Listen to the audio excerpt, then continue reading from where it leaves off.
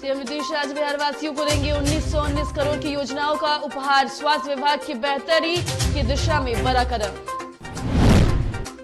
11वें चरण की मतगणना जारी। 20 जिलों के 38 प्रखंडों में काउंटिंग को लेकर सुरक्षा के पुख्ता बंदोबस्त। बिहार में अब शुरू होगा ठंड का कहर। कई जिलों में 10 डिग्री के नीचे तापमान। पीएम मोदी ने आधी रात को उत्तर प्रदेश के रेलवे स्टेशन का लिया जायजा। सीएम योगी के साथ काशी की सड़कों पर दिखे पीएम।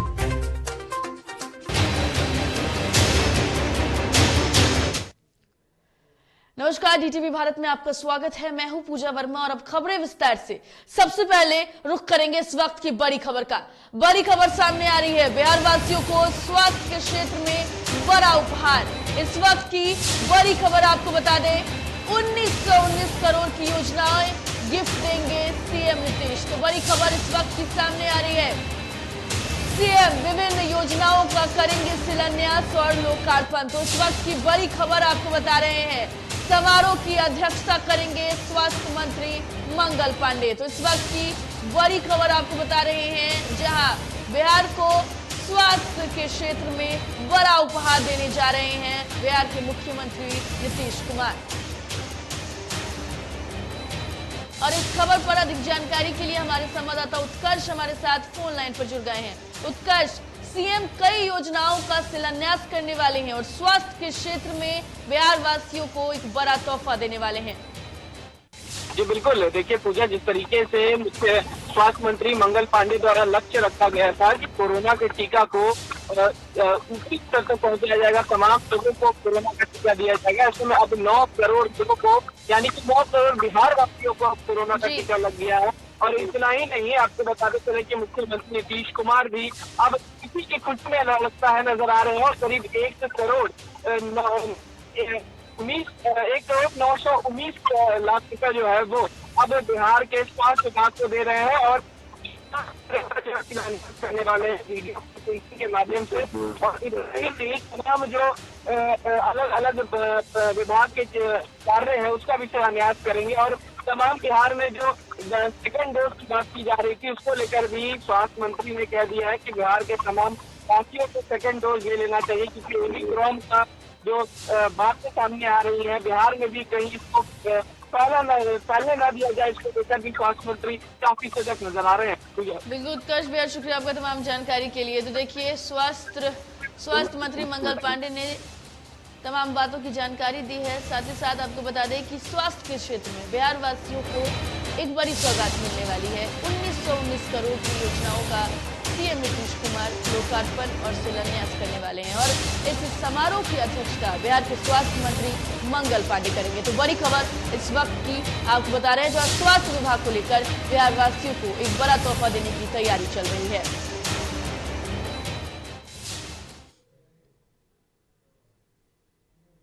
दरभंगा में प्रस्तावित एम्स का निर्माण होना है और इस निर्माण कार्य के लिए केंद्र सरकार को राज्य सरकार की ओर से जगह चिन्हित कर इसे प्रस्तावित कर दिया गया है, जिसके बाद से लगातार एम्स निर्माण स्थल पर कार्य जारी है। साथ ही ये भी बता दें आपको कि एम्स निर्माण के साथ सुचारू रूप से डीएमसीएच भी चल सके, इसकी भी व्यवस्थाओं को लेकर चर्चा चल रही है। और इसी बीच खबर निकल कर आ रही है कि 16 दिसंबर को बिहार के मुख्यमंत्री सीएम नीतीश कुमार भी दरभंगा डीएमसीएच के साथ एम्स के प्रस्तावित जगहों का निरीक्षण करेंगे, जिसको लेकर हेलीपैड का निर्माण वहां किया जा रहा है और उस जगह को काफी साफ सुथरा व्यवस्थाओं के साथ तैयार किया जा रहा है। तो एम्स निर्माण की तैयारियों का जायजा सीएम नीतीश कुमार ले सकते हैं, क्योंकि आपको बता दें कि डीएमसीएच और एम्स दोनों के निर्माण कार्य को जो प्रस्तावित किया गया था अब उस पर काम जारी है। ऐसे में हेलीपैड के निर्माण कार्य से जो तस्वीरें आप देख रहे हैं वो दरभंगा की है, जहां हेलीपैड बनाने का जो काम है वो चल रहा है। ऐसे में ये कयास लगाए जा रहे हैं कि खुद सीएम नीतीश कुमार वहां पहुंचेंगे और जो भी तैयारियां चल रही हैं, व्यवस्थाएं चल रही हैं, उनका खुद जाकर जायजा लेंगे।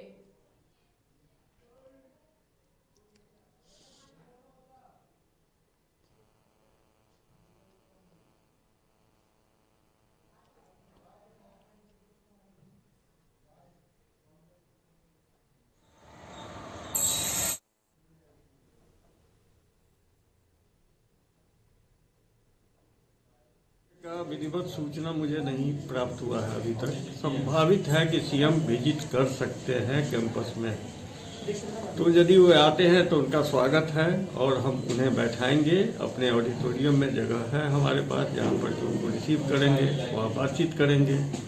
तो उसके लिए जो भी हमारी तैयारी बराबर रहती है उसी को मैं और सुसज्जित करके उन्हें आसन दूंगा।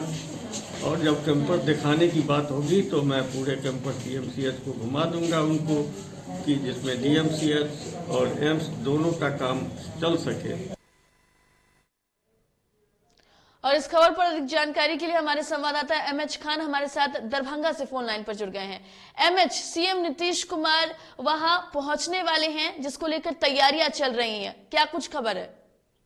जी, दरभंगा जिला के कर्पूरी चौक, जो कर्पूरी स्थानीय डीएमसीएच से कुछ ही दूरी पर है, वहाँ पे भव्य एम्स निर्माण का कार्य चल रहा है।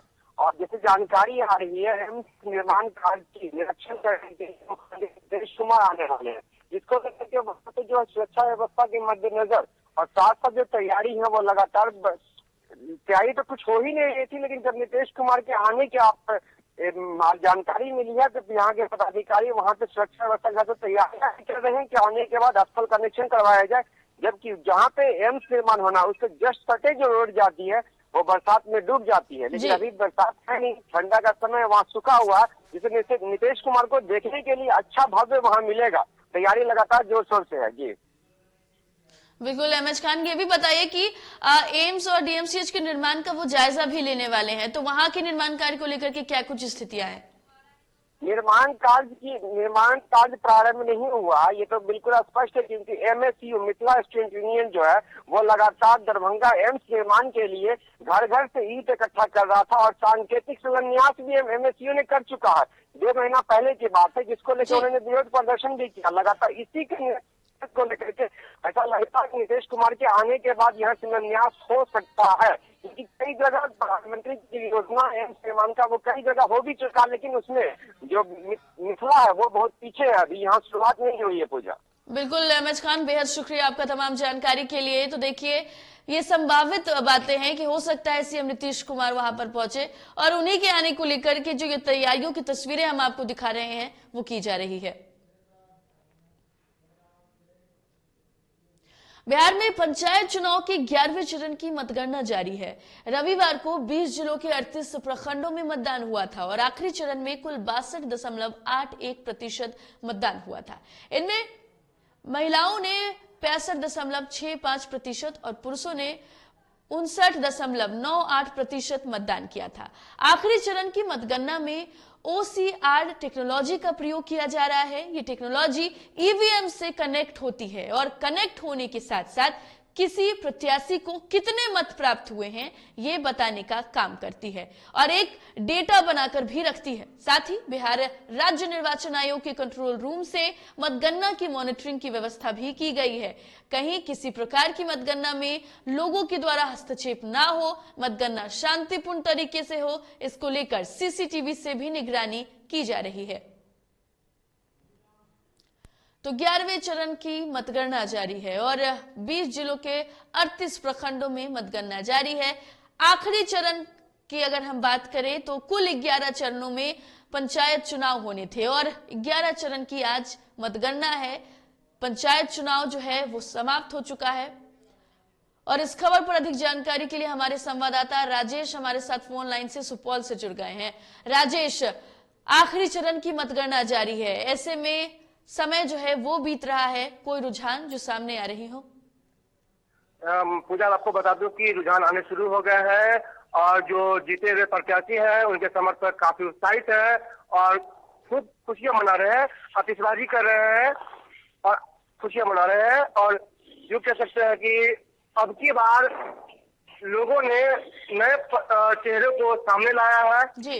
और अब की बार जो पंचायत का प्रतिनिधित्व जो है नए चेहरे करेंगे। जी पूजा। राजेश, ये बताइए कि आखिरी चरण था और आखिरी चरण में पुलिस ने भी जिस तरीके से कार्य किया है वो भी सराहनीय है और अब जब काउंटिंग हो रही है ऐसे में किसी तरीके की कोई छिटपुट घटनाएं जिसको लेकर कोई बातें सामने आई हो?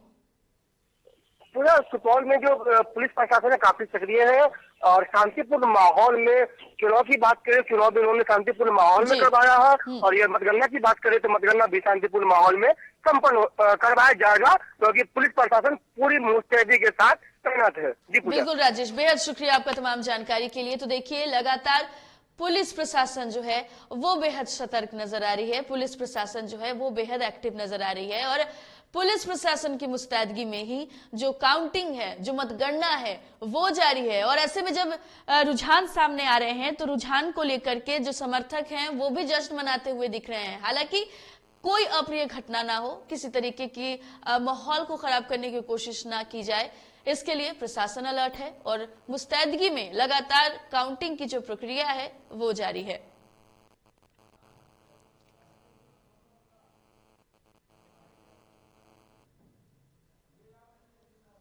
तो बता दें आपको कि काउंटिंग को लेकर सुरक्षा के पुख्ता बंदोबस्त किए गए हैं, और जैसे जैसे अब रुझान सामने आ रहे हैं समर्थक भी जुटने लगे हैं और समर्थक में जश्न का माहौल देखने को मिल रहा है।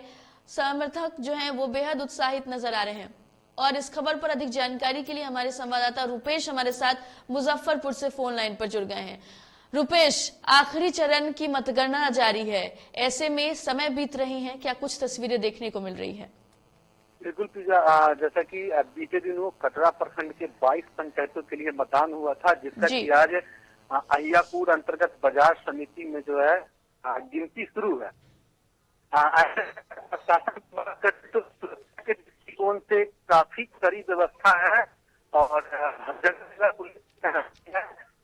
चारों तरफ को पुलिस ने जो है घेराबंदी कर दी है ताकि किसी तरह की कोई आपत्ति न हो। और जहां तक बात करें उम्मीदवारों की, तो उम्मीदवारों से ज्यादा समर्थकों में काफी उत्साह देखने को मिल रहा है, काफी ज्यादा समर्थकों की भीड़ है। और वहीं कुछ पंचायत ऐसे हैं जिनका 1-2 पंचायत का परिणाम घोषित हुआ है।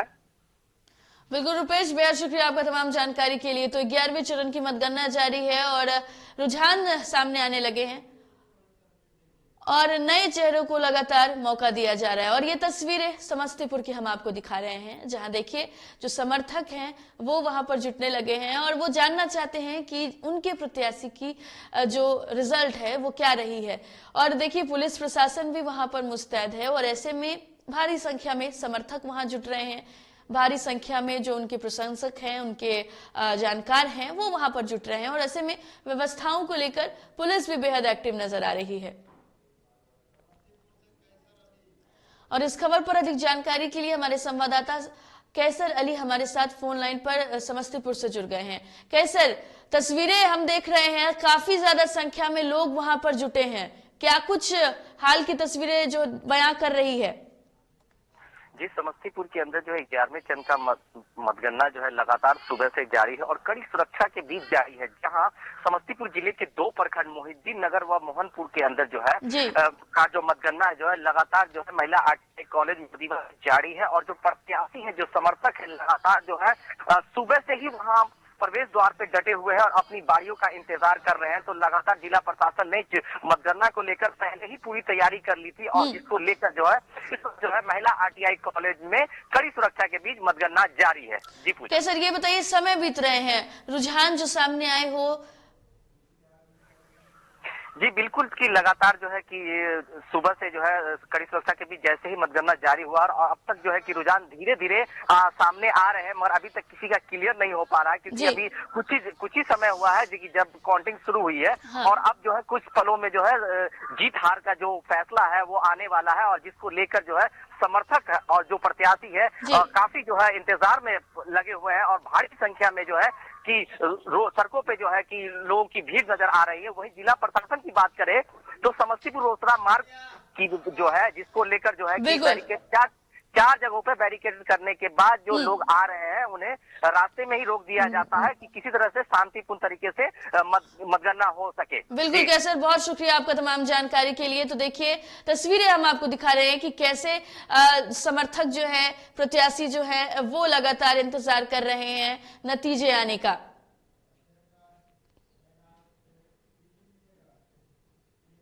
शादी के बाद पहली बार पटना पहुंचे तेजस्वी यादव का भव्य स्वागत किया गया। इस दौरान पटना एयरपोर्ट की अगर हम बात करें तो वहां पर पार्टी के कार्यकर्ताओं ने ढोल नगाड़े के बीच उनका जमकर स्वागत किया। हालांकि नेता प्रतिपक्ष तेजस्वी यादव अपनी पत्नी के साथ एयरपोर्ट से बाहर निकलते ही सीधे सजी हुई गाड़ी में राबड़ी आवास निकल गए, जहां राबड़ी आवास पहुंचते ही नव दंपत्ति को देखने और उनके स्वागत के लिए भारी भीड़ देखने को मिली। तो सुरक्षा कर्मियों के लिए लोगों को संभालना बड़ी चुनौती बन गई थी। हालांकि नई दुल्हन के पहुंचने के बाद उनका विधिवत तरीके से स्वागत किया गया। हालांकि तेजस्वी के रिसेप्शन को लेकर भोला यादव और भाई वीरेंद्र ने बताया है कि खरमास के बाद तेजस्वी का रिसेप्शन होगा, जहां सभी नेताओं को बुलाया जाएगा। आशीर्वाद दे रहे हैं, प्यार दे रहे हैं, समर्थन दे रहे हैं। आपके माध्यम से उन सभी लोगों को हम दिल से धन्यवाद देना चाहेंगे। अच्छा, शादी कभी छुपता है? हम लोग को लगा कि परिवार है, दो परिवार एक दूसरे को और अच्छे से जाने पहचाने। अब मान लीजिए प्रधानमंत्री, राष्ट्रपति सब लोग आते तो हम लोग तो पूरे सभी परिवार के लोग उसी में उलझे रहते हैं, तो एक दूसरे को जानने का, बैठने का मौका कहाँ मिलता। देखिए, रेचल और राजश्री, तो अब राजश्री इसलिए उन्होंने खुद स्वयं तय किया कि वो राजश्री कहलाएंगी, क्योंकि लोगों को प्रोनाउंसिंग में, कहने में यहाँ के लोगों को या किसी के लोगों को दिक्कत ना हो। और राजश्री जो नाम दिया है हमारे पिताजी ने ही नाम दिया है। और बक्सर में वीर कुंवर सिंह चेक पोस्ट पर पुलिस के नाक के नीचे ही शराब के नशे में एक शख्स द्वारा न केवल जमकर बवाल किया गया, बल्कि इस नजारे ने शराबबंदी के साथ साथ पुलिस की मुस्तैदी की भी पोल खोल कर रखती है। बक्सर जिले के बिहार और यूपी के जिस बॉर्डर पर चेक पोस्ट बनाकर पुलिस वालों को शराब पर लगाम लगाने की ड्यूटी दी गई थी, ठीक वहीं पर एक शख्स शराब के नशे में देखा गया। आसपास से गुजर रहे लोगों ने जब ये नजारा देखा तो मौके पर लोगों की भीड़ इकट्ठा हो गई। हालांकि खबर सामने आने के बाद मौके पर मौजूद पुलिस कर्मियों ने उसे हिरासत में लिया और जांच के बाद जेल भेज दिया। और इस खबर पर अधिक जानकारी के लिए हमारे संवाददाता सुमित पांडे हमारे साथ फोन लाइन पर जुड़ गए हैं। सुमित, पुलिस लगातार जांच की बात करती है, पुलिस लगातार अभियान चलाती है, लेकिन चेक पोस्ट से महज कुछ दूरी पर शराब के नशे में एक शख्स पाया जाता है और खबर चलाने के बाद उसकी गिरफ्तारी होती है।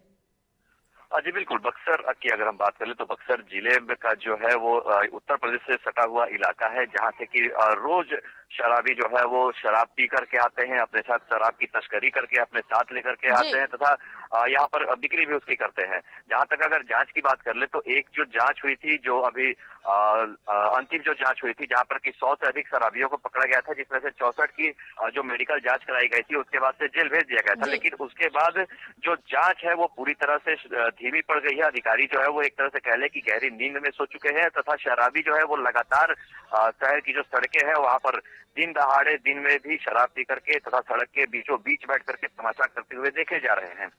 आपको बताते चले कि कल की जो घटना है वो उत्पाद विभाग के ठीक बगल में एक जो था वो शराब पी करके पड़ा हुआ था। उत्पाद विभाग के ठीक सामने जो है शराब की बोतलें मिली थी। तो ये स्थिति है बक्सर जिले की। और एक तरह से कह ले कि जो शराबबंदी का जो नारा जो दिया गया था, एक जो ये शराबबंदी जो लागू की गई थी मुख्यमंत्री नीतीश कुमार के द्वारा, वो बक्सर में एक पूरी तरह से फेल है। बिल्कुल सुमित, बेहद शुक्रिया आपका तमाम जानकारी के लिए। तो देखिए, शराबबंदी की फिर से पोल खुल गई है और नशे में झूमता हुआ एक शराबी सड़क पर पाया गया।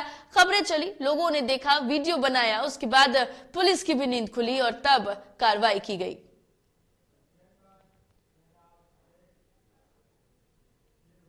समस्तीपुर जिला रोसड़ा अनुमंडल हसनपुर थाना क्षेत्र में जादू टोना के शक में अधेड़ व्यक्ति की हत्या मामले का पुलिस ने सफलतापूर्वक उद्भेदन कर लिया है। मामले में एक दैनिक अखबार की पत्रकार सहित 3 आरोपी को गिरफ्तार किया गया है।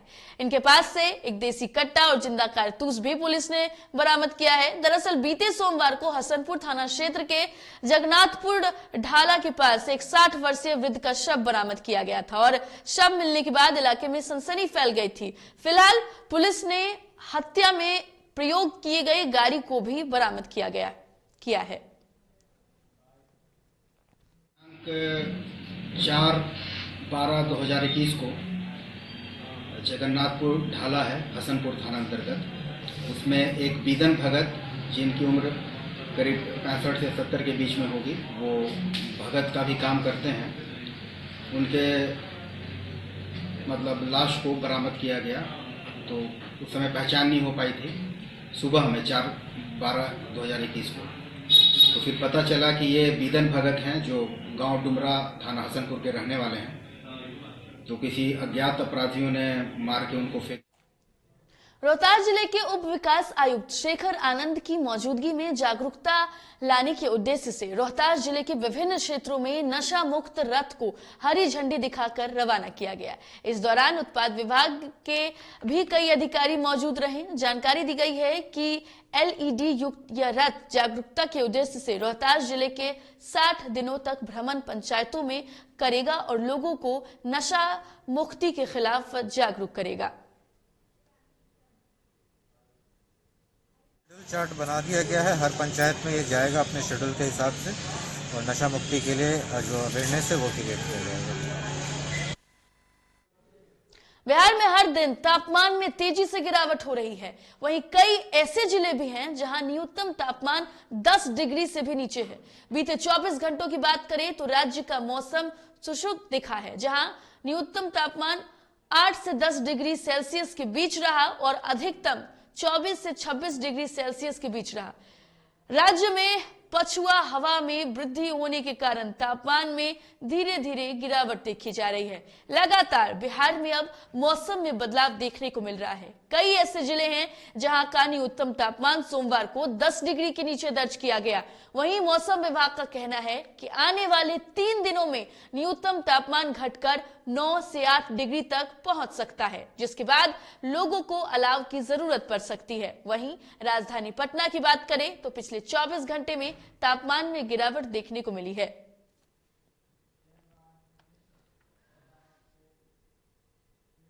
प्रधानमंत्री नरेंद्र मोदी वाराणसी के दौरे पर हैं। यहां उन्होंने पीएम मोदी की अगर बात करें तो वो देर रात उत्तर प्रदेश के मुख्यमंत्री योगी आदित्यनाथ के साथ बनारस स्टेशन पहुंचे। पीएम मोदी ने बनारस स्टेशन की कुछ तस्वीरें भी शेयर की हैं। पीएम मोदी ने ट्वीट कर लिखा कि अगला पड़ाव बनारस स्टेशन। हम रेल नेटवर्क बढ़ाने के साथ साथ स्वच्छ, आधुनिक और यात्रियों के अनुकूल रेलवे स्टेशनों को सुनिश्चित कराने के लिए काम कर रहे हैं।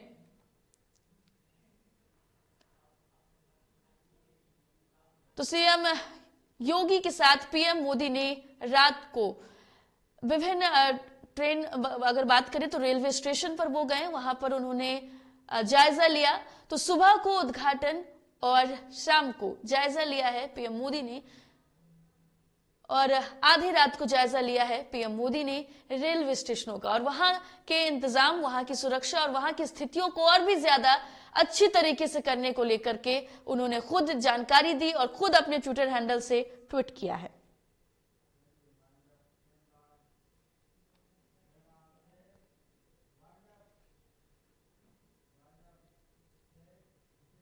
फिलहाल इस बुलेटिन में इतना ही। देश दुनिया की तमाम खबरों के लिए देखते रहिए DTV भारत। मुझे दीजिए इजाजत। नमस्कार।